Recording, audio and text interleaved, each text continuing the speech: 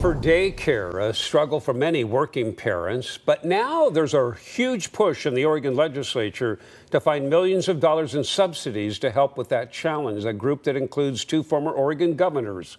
Well, today they started lobbying to get more help for young children, from daycare money to dollars for special education, for mental health for families. Lisa Balick, following all of this, she joined us live tonight to tell us what it's all about. Lisa?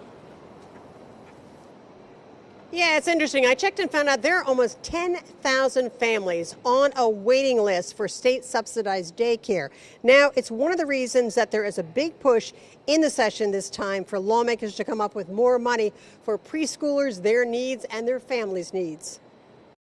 Now is the time to give voice to the voiceless, to make visible those who have been unseen. Former Oregon Governor Dr. John Kitzhaber joining the efforts to push the legislature to spend millions of dollars on early childhood services.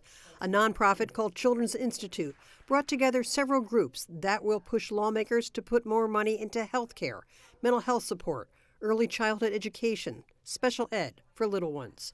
Among the speakers, former Oregon Governor Ted Kulongoski. The message is by helping young families with subsidized housing, drug addiction, literacy, it will help avoid bigger problems later on. Let's put a fence at the top of the cliff instead of sending all those ambulances to the bottom of the cliff, which is what we are doing as a state.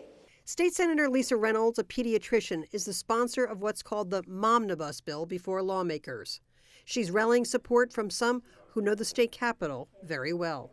The legislature tends to fund acute crises rather than investments that could prevent those crises in the first place.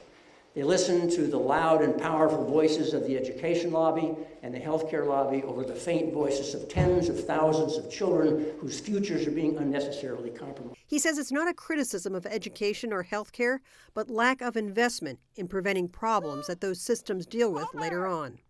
An estimated 250,000 Oregon children are age 5 and under. Now a team of grown-ups giving them a voice at the state capitol. And again, one of the biggest asks is for hundreds of millions of dollars for subsidies, for daycares, for families to be able to afford daycare, to be able to have both parents work and still be able to pay for adequate care for their little ones. We'll be following this throughout the session. Live in downtown Portland, Lisa Balick, KOIN 6 News.